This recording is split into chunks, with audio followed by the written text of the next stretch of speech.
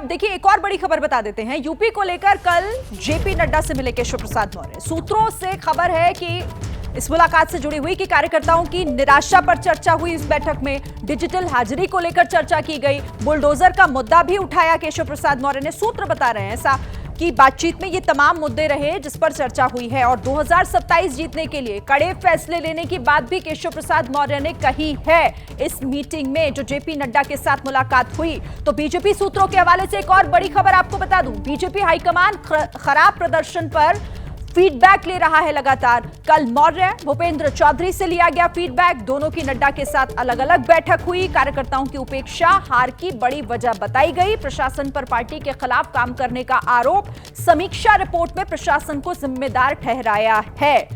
अभिषेक, मतलब हर बात के लिए प्रशासन को जिम्मेदार ठहराया जा रहा है, लेकिन सवाल ये उठ रहा है कि ये ऐसा तो नहीं कि बात तो उत्तर प्रदेश की हो रही है, वहां के कार्यकर्ताओं की, वहां के नाराजगी की हो रही है, लेकिन ये स्क्रिप्ट कहीं और से ही लिखी जा रही है और इसमें दिल्ली का रोल तो नहीं है कहीं? देखिए, इसमें दो राय नहीं है कि दिल्ली का यूपी में इक्वल इंटरेस्ट है और बहुत इंटरेस्ट है, क्योंकि अगर यूपी बीजेपी हारती है तो उसका असर सीधा दिल्ली पर ही होना है।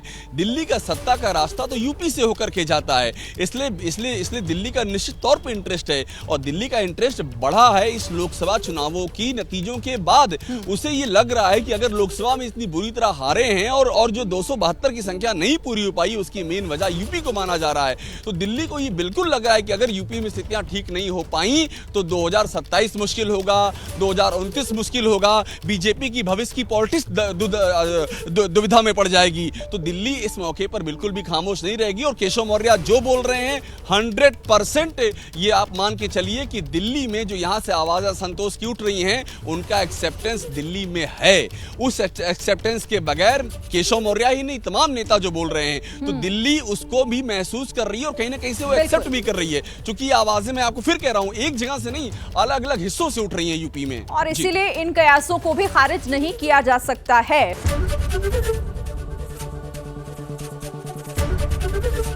एबीपी गंगा, खबर आपकी, जुबान आपकी।